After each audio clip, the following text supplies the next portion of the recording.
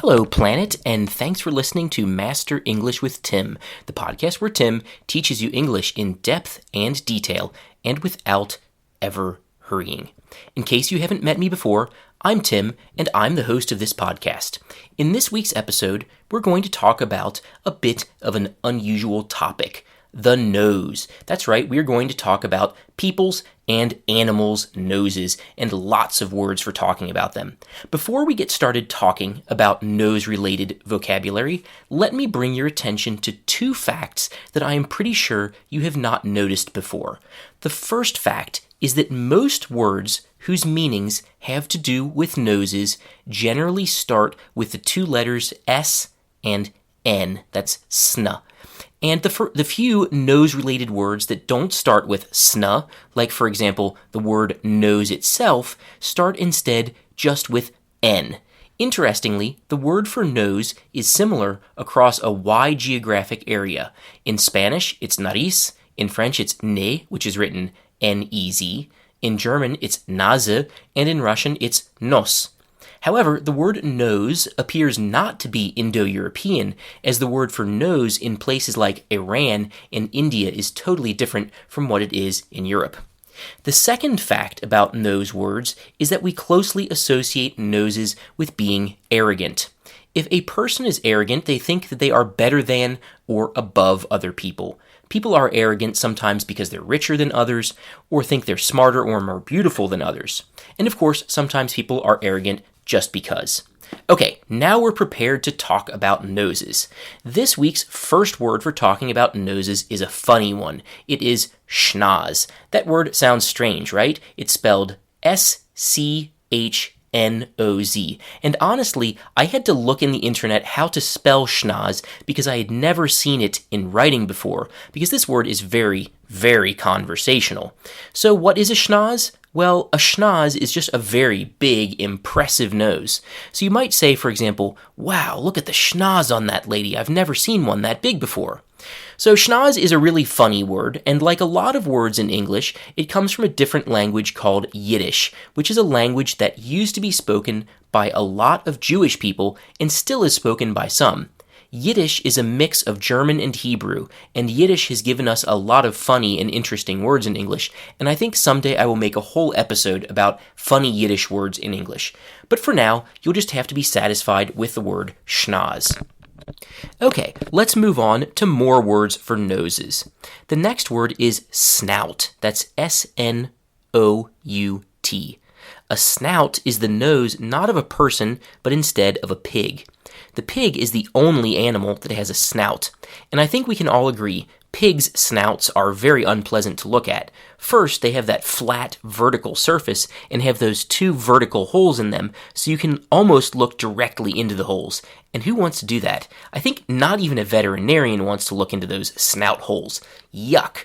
And not only are snouts ugly, but they are also located not just above, but also far in front of pigs' mouths, which means that snouts are impossible to ignore in addition to being ugly.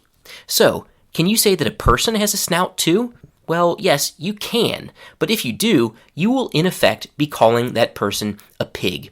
So I suggest you not call a person's nose a snout. Just don't do it. Okay, let's move on to our next word for nose. That word is snoot. That's spelled S-N-O-O-T.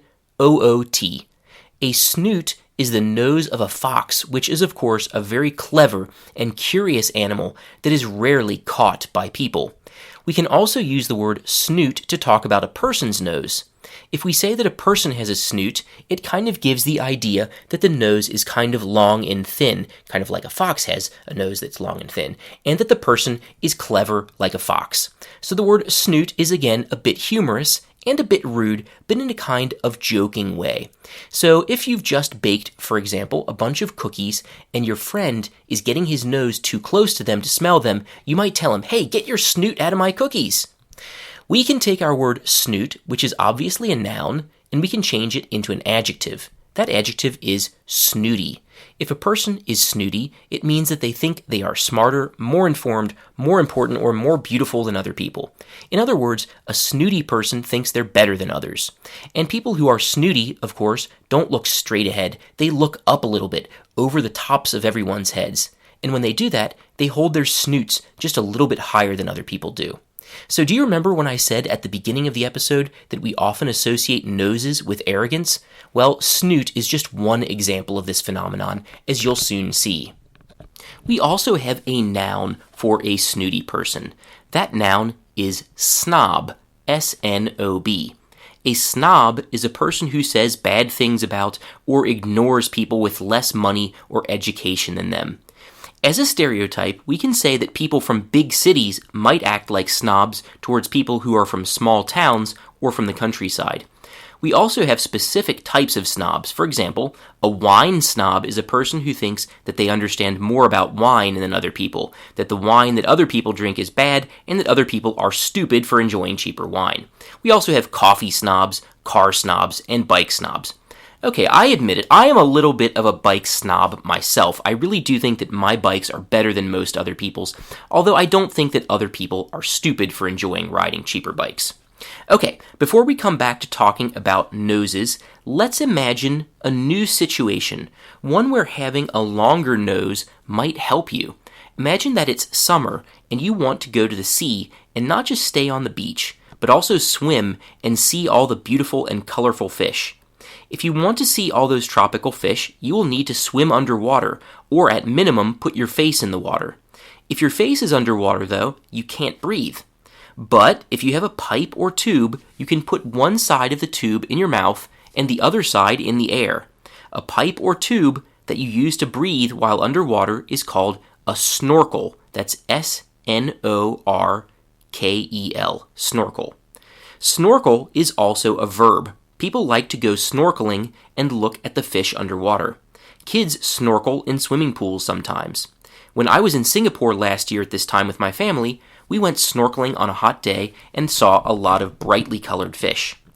In addition to noses themselves, we have one specific word connected with noses. The word is unpleasant and refers to the liquid inside the nose. The word is snot. That's S-N-O-T, snot. If you want to use a more polite, or at least more medical word for snot, you can say mucus. That's M-U-C-U-S. We can also form an adjective from our noun snot in this meaning of liquid from the nose, and that adjective is snotty. So a person can have a snotty nose, or maybe you need to take the garbage out because it's full of snotty napkins. The noun snot also has one other meaning. The other meaning of snot is a person who behaves very badly and thinks he or she is above everyone and everything else, including the rules. Usually, we use snot to talk about arrogant, badly behaved children, but adults can be snots too. And again, we can change snot in this meaning from a noun into an adjective. A snotty person is an arrogant, badly behaved person. Okay, I think we can all agree now that we've spent a lot of time on snot and snotty people. Let's move on. So now we are ready to discuss some verbs that are closely connected with noses and the things that noses do. We actually have 6 verbs connected with noses, and fortunately, all of them are regular. The first verb is sneeze. That's S-N-E-E-Z-E. Instead of explaining what it means to sneeze, I'll just sneeze right now for you. So, when you sneeze, you first breathe in and then out very forcefully through your nose. People sneeze when they have allergies and also when they have a cold, COVID, or the flu.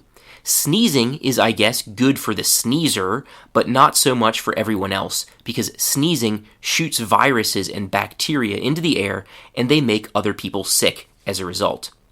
Okay, the next verb connected with noses is nuzzle. That's N-U-Z-Z-L-E. When you nuzzle someone, you touch or rub them with your nose. Dogs, for example, have wet noses and they love to nuzzle the people that they love. I guess you have to be a real dog person to enjoy that, and I'm not. People also like to nuzzle their babies, and because I'm a human being and have a nose that's usually dry, I think that's more normal. Before I move on to the next verb, let me bring your attention to one more interesting aspect of the verb nuzzle. So nuzzle ends in the suffix le. You can find this suffix in a very large number of verbs that refer to small, repeated actions. For example, rubbing someone with your nose. Or in the verb tickle, which means to make someone laugh by, for example, scratching their stomach or pushing your finger into their stomach. You can find this suffix also in the verb wiggle. If you wiggle, you make small, repeated movements with your body that show that you feel uncomfortable or nervous. Little kids wiggle a lot. They can't sit still without moving for more than a few seconds. Okay, let's go to our next verb about things that noses do, which is snore. That's S-N-O-R-E. When a person snores, it means that, while sleeping, they breathe in and out very loudly. Snoring sounds like this. I personally snore a lot and loudly. In fact, a couple of years ago, I was in a youth hostel, one of those hostels where each bed has a small curtain that you can close so that you have some privacy.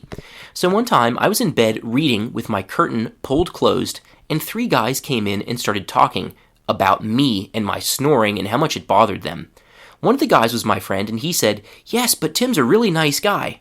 That's when I, from behind the curtain, said hello to everybody. Actually, in their place, I would have complained too. In any case, I have since solved my snoring problem and sleep a lot better. The next thing that you can do with your nose is sniff. That's S-N-I-F-F. If you sniff, you breathe in through your nose, usually in order to smell something. And it sounds like this. For example, in the springtime, you might sniff flowers. Or you might sniff food from the fridge to understand if it's still fresh or not. Also, some animals seem to always be sniffing. It looks like it's just the way they breathe. For example, rabbits or bunnies are always sniffing, and that's one of the reasons they're so lovable. All right, we have another verb that is similar in sound and meaning to snore. This new verb is snort. That's S-N-O-R-T. Snorting is the same thing as sniffing, but louder. When you sniff, maybe no one can hear it, maybe someone can, but when you snort, definitely everyone in the room can hear you. And of course, no one wants to hear you or anyone snort. And that is the reason why I'm not going to make an example of snorting for you. If you hear me snort, you'll never think of me in the same way again, and you may never listen to this podcast again. And I'm sure we've all been on a bus or airplane or in a classroom and heard someone snort. I remember, for example, once when I was in college, I had a math class at like 7:05 a.m. This was advanced math, and there was a young woman in the class who snorted around every 20 seconds. I am 100% sure that everyone hated her. Well, maybe we were too hard, too cruel. Maybe she had a medical problem. Who knows? But in any case, it was not pleasant. Okay, we have one more verb for things that noses do. This last verb is snarl. That's written S-N-A-R-L.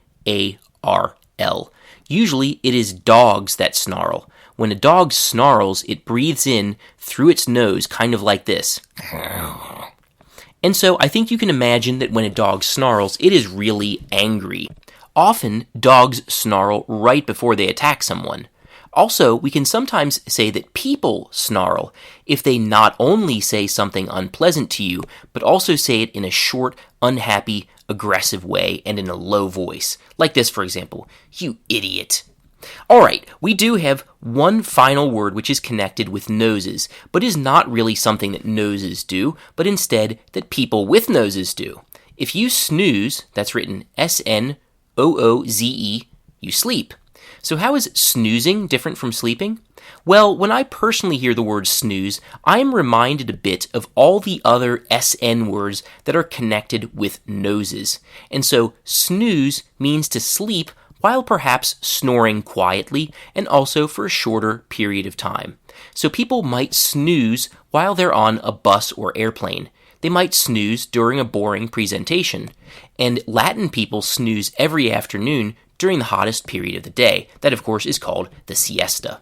And you know what? I'm pretty tired from writing and recording this episode, so I think I will go have a little snooze right now. Thanks for listening, everyone. See you next week.